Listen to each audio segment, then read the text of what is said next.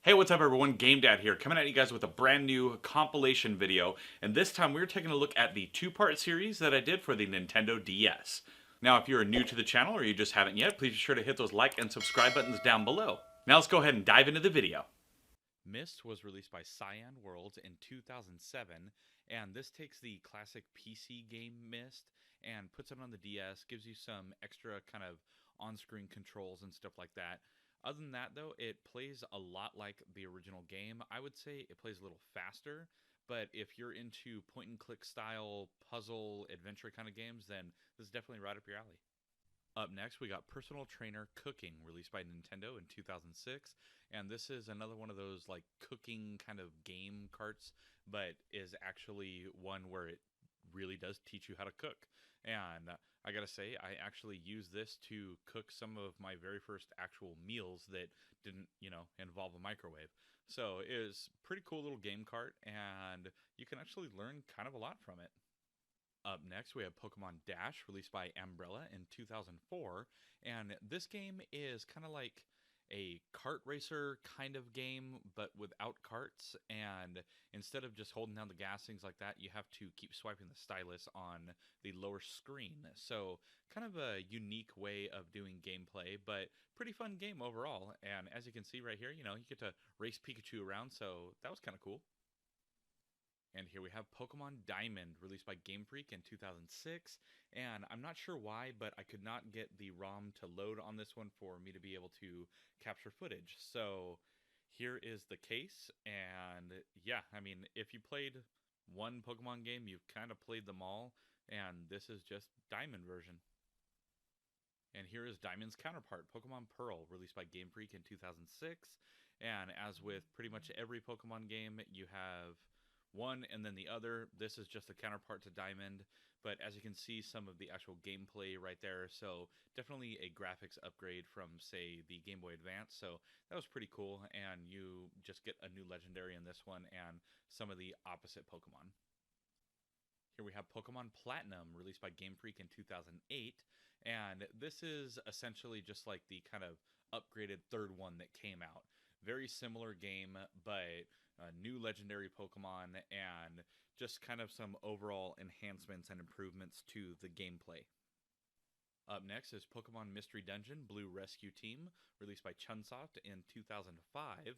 And this was the first kind of Pokemon game that I played like this. I believe there was some before this one, but this is where you actually play as the Pokemon instead of a trainer with Pokemon. So kind of a unique take on this whole Pokemon universe and franchise, but actually really fun, and there's a new one about to launch for Switch. Up next, we got the Puzzler Collection, released by Route 1 Games in 2008, and it's exactly as it sounds. It's just got a bunch of different, like, word games and puzzles and stuff like that. You got Sudoku, you got word search, you got crosswords, all kinds of just wordplay kind of games. I mean, pretty fun if you got nothing better to do, but not a game that I can see myself going back to all the time. Up next, we got Spyro Shadow Legacy, released by Amaze Entertainment in 2005, and this is another one I just couldn't capture. In order to get the footage for these, since I don't have an actual capture card for the DS or 3DS or anything, I actually dumped the ROMs for these games and then used an emulator to be able to play them, and the emulator would just not run this ROM for whatever reason. Up next is Star Fox Command, released by Q Games in 2006, and the DS version is okay. Graphically, not that great. The stills look good, but gameplay, not that great. Honestly, I really like this kind of version of the game or whatever that they have on the Wii U. That graphically looked amazing, and it played really well and was a lot of fun. This one is just kind of okay. And here we have Star Wars The Force Unleashed 2, released by LucasArts in 2010.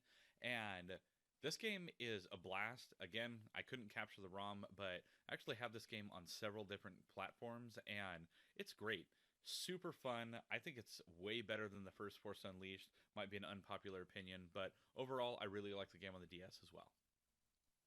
Up next, we got Star Wars Battlefront Elite Squadron, released by Nspace in 2009. And this plays pretty much like any Star Wars Battlefront game. Well, not the new crappy garbage ones, but the old ones that were actually, a ton of fun. Graphically, it is not great. It looks way better playing these kind of games on, say, a PSP if you're going to go the handheld route. But overall, I mean, it's cool that it made its way to the DS. Last up for the Star Wars games is Star Wars Lethal Alliance, released by Ubisoft Montreal in 2006. And this game, it's pretty good. I mean, it has a story and stuff like that, so that's kind of nice to get a Star Wars game with an actual story instead of just diving into instant action. But overall, not the best one I've played on the handheld or on handhelds in general. Now here's a classic, Super Mario 64 DS, released by Nintendo in 2004, and this takes Super Mario 64 and puts it just in the palm of your hand. And I think that is awesome to be able to take this game on the go. I think this should get ported to any Nintendo console because this game is just amazing. They do add some extra things versus the original N64 version, but overall, the game is just a blast. Up next is Super Princess Peach, released by TOS in 2005. And this is the first time that I know of where Peach got her own game and was actually the star of the game.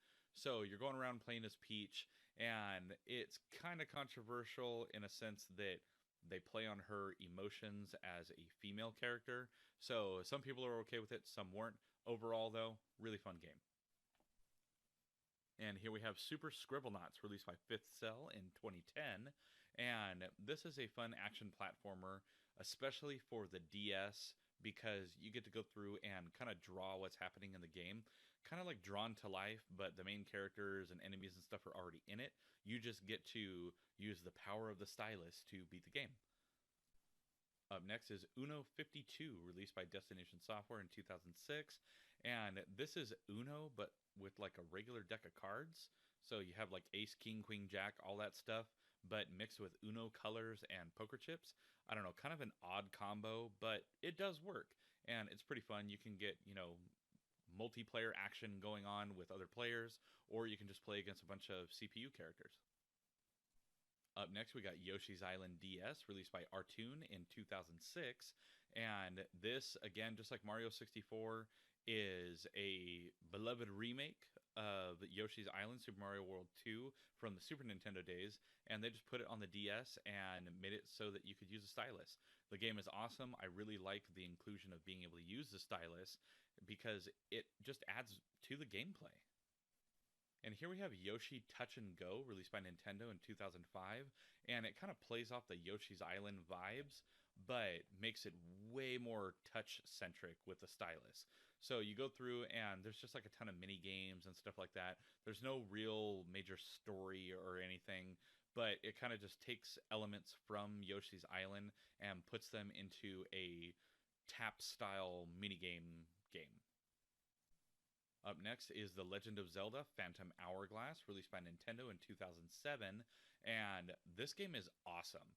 And I believe from the lore, the way it works is this is either a sequel or like a prequel to the Wind Waker game. And it's all kind of interconnected and everything. But this game is fantastic. I super, super enjoyed this game. Last up, we have The Legend of Zelda Spirit Tracks, released by Nintendo in 2009, and I couldn't get gameplay, but this is another really fun one on the DS, and this is the only one that I know of where it's actually the third Zelda game in a specific, like, piece of the lore or the history of Zelda. So, it was really cool, it was really fun, I recommend it. Up first, we have America's Test Kitchen, Let's Get Cooking, released by Indie Zero in 2010. And this is one of those kind of learning style games where it actually teaches you how to cook. And not only does it teach you various recipes, but it'll actually teach you proper cooking skills as well. So things like, how to hold a knife, how to do different cuts, what types of knives to use, how to find ingredients, things like that. Up next is Cake Mania 2, released by Digital Embryo in 2008, and this game is one of those kind of games that went through a huge type of fad during this time, And this was kind of a tap style game. So what you would do is you would tap and you would get an order, then you would have to make a certain kind of cake, then you ice it, deliver it to the customer, then you get money, and you just keep repeating this over and over, and you try not to mess anything up. Here we have Cooking Mama, released by Cooking Mama Limited in 2006. And this game is a lot like other cooking games, but it combines kind of recipe style stuff with actual like tap style gameplay. And as you can see graphically, it's a lot more pleasing on the eyes. But overall, I mean, it's just another one of those cooking games that was on the DS. There were a ton of them. Here's Cooking Mama 2, Dinner with Friends, released by Cooking Mama Limited in 2007. And same kind of game. You can see that the graphics are pretty much the same. So all they really did was just add a little bit more content to this game versus the regular Cooking Mama. And I mean, it's okay. They're fun for a while. They're definitely kid oriented. But I mean, yeah, it's not bad. Here we have Dementium The Ward, released by Renegade Kid in 2008. And this is a kind of horror style game on the DS.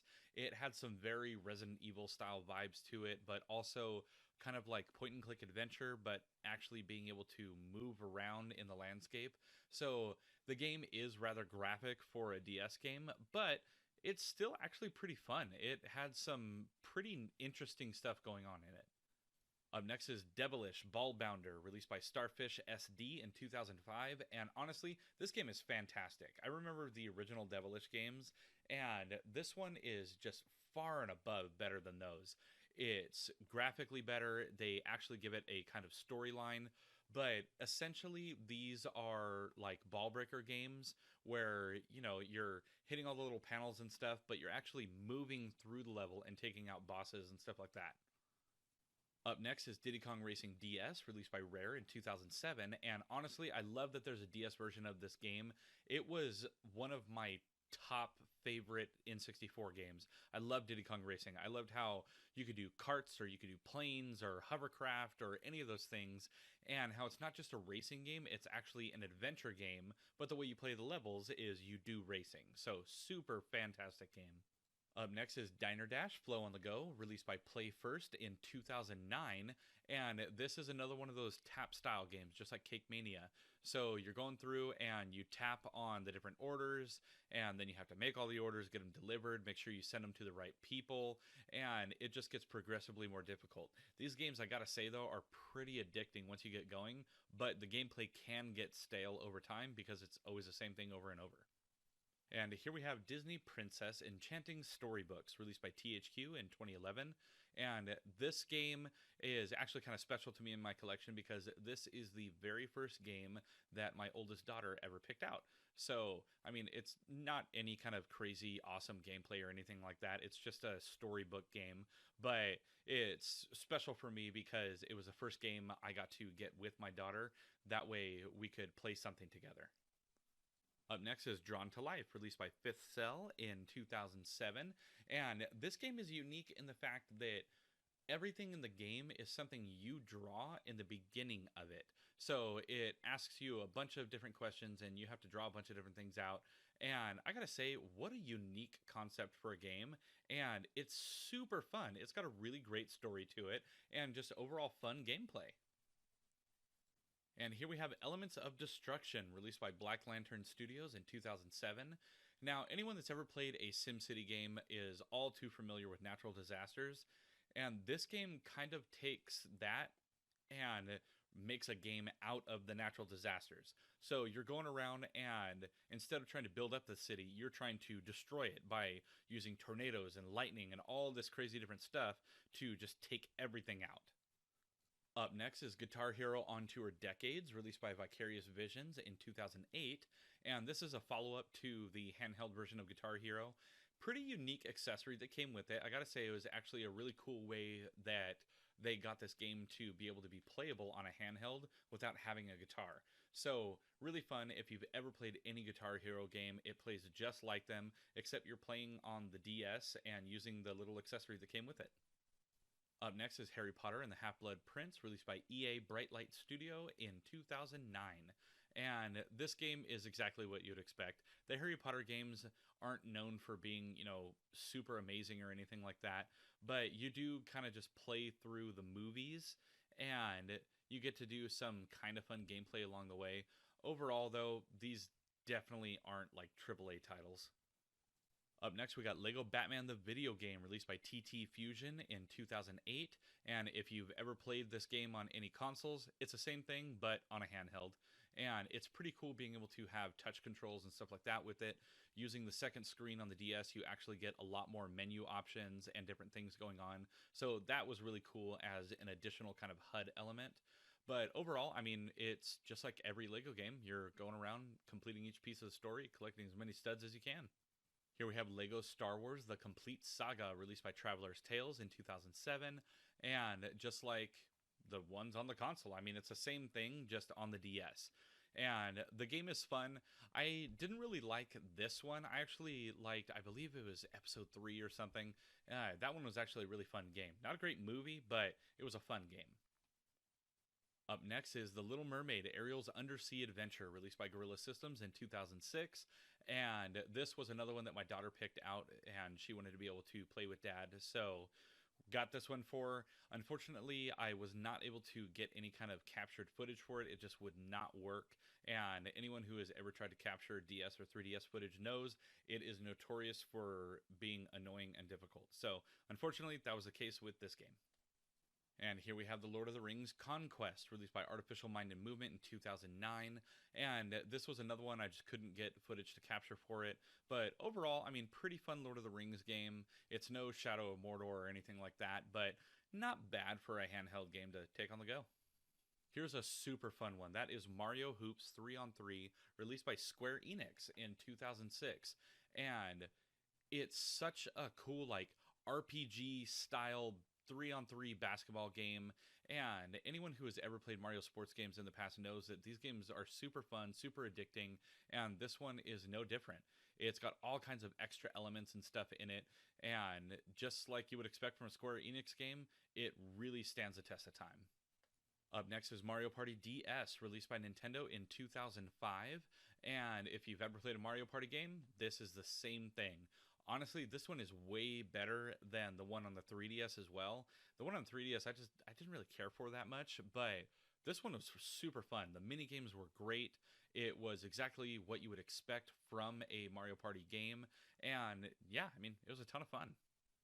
Here we have Monsters vs. Aliens, released by Activision in 2009, and this is yet again another one that my daughter picked out. She loves the Monsters vs. Aliens movie, and she wanted to be able to play the game, and she has been having a blast with this. Anytime we sit down and play it, she just goes to town playing as the lady, what is her name? Ginormica, I believe, and she has a blast playing it, so I figure it's well worth the investment. Last up for this video is My Sims, released by EA Redwood Shores in 2007.